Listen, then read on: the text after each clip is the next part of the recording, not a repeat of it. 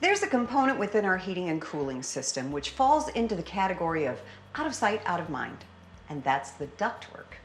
But the ductwork should not be neglected for health, comfort, and financial reasons.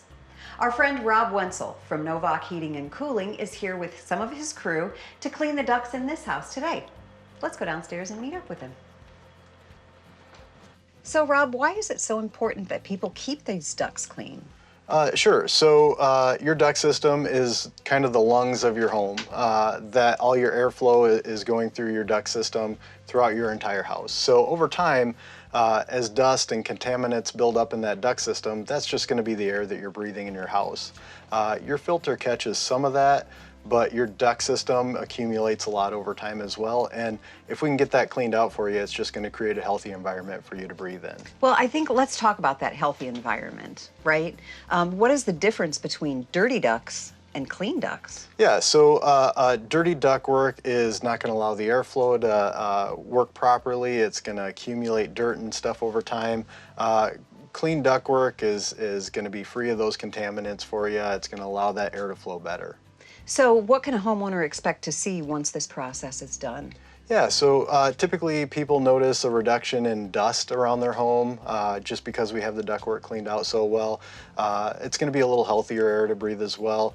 Again, just because we're mitigating and removing all those contaminants and dust and particulate that's in your duct system, people notice a little fresher smell to the home as well sometimes. I love all those things. That's nothing to sneeze at. No, not right? at all. So let's talk about efficiency, because that's what we're all about. Yeah, absolutely. So when you have dirty ductwork, it makes it a little more difficult for the air to move through that duct system. You know, when we have a smooth metal surface, air can glide across that. When it's full of dust and particulate, it's kind of like driving a boat across water. When the water's smooth, the boat can glide across. When it's real choppy and rough, it's slower. Air does the same thing in this situation. When it's moving across dust, it's harder to move the air. So in turn, it's going to make your equipment work harder to get the air into your home where it needs to, reducing the life of your system and equipment and putting a strain on it. So not only is it a air quality improvement, but it's an improvement in efficiency for your equipment to work better. Absolutely. So walk us through the steps here inside. Yeah, so first thing we're going to do is we connect our main vacuum hose to the system. Right now we have that connected onto the supply side of our ductwork. We have a metal pan here that we're going to put in the filter cabinet to kind of prevent the air from pulling from both sides. Once we do that, we're going to go through the home, we're going to block off all the registers. That's going to create a nice strong vacuum in the duct system. After that, we have a few holes that we're going to pop in the ductwork down here, and we have a skipper hose that we send down that ductwork, and that's going to bounce around, make a bunch of noise. It's going to break up anything that's stuck inside that ductwork for you. And as we're going through there this entire time, all that ductwork, all the dust and contaminants, it's all getting sucked into our vacuum and right out into our truck outside. Explain how that skipper hose works. Yeah, so it's using compressed air, and it has air jets that go out the back of it, and it's creating it kind of like the guy you see outside of the car dealership flopping around. It's doing that inside your ductwork. It's just going to bounce around, and it's a metal ball, so it's going to kind of bang against the sides of the duct and just break that stuff up for you, but it's always shooting air backwards towards that vacuum. Okay. And how long does this process take? It really depends on the size of home. Whether it's a ranch or a two-story, finished basements can be a factor. Where the ductwork's located, some ductwork's in the attic. So depending on that it kind of makes a factor of how long it takes.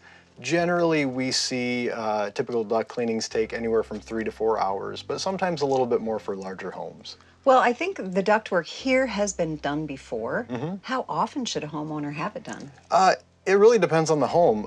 Someone with a lot of pets may want to do it more often because pets create dander and dust, and or if you have a lot of people in your home, if you burn a lot of candles, if you're on a gravel road, might be reasons you would get it done more often.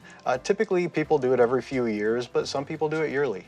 And if you have some remodeling projects, stuff like that, I know how bad drywall dust is. Oh, yeah. Anytime you're doing a remodel project where you're creating dust, cutting wood, drywall especially, that dust kind of goes everywhere. Yeah, we definitely recommend it after a remodel project. We have a lot of customers that do that regularly. Now, this would be a difficult question to answer specifically, but can you give us a price range that homeowners could expect to pay for this service? Yeah, it kind of depends on location and other factors, and we always give estimates for people that would like them. But typically it's around $400 to $500 for kind of the initial setup, and typically the first 10 registers or so. We go off of the number of registers in the home, so depending on how many you have would go from there. But most homes are anywhere from the $500 to $700 range for a typical mid-size home. And would some of those other variables impact the price as well, like if it's a single or a two-story home? No, not for us. Once we're connected to the duct system, you know, it might take us a little longer, but typically the number of registers kind of offset that, and so that works for us either way.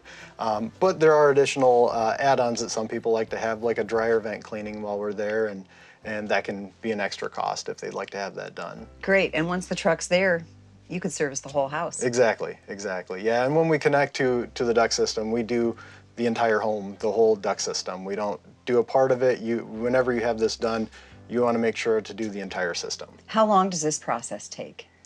So a typical duct cleaning is going to be anywhere from 3 to 4 hours on average, sometimes a little less, sometimes a little bit more. Again, those variables would come into play. Yeah, it just depends on the layout of the home, the amount of duct work, how close we can get our truck to the home, because we do have to, you know, we have to run that vacuum home from the hose from the outside here to the inside of the house, and sometimes that takes a little bit of work to set up. Rob, you've always got great information. I can't thank you enough for being with us. Yeah, happy, anytime.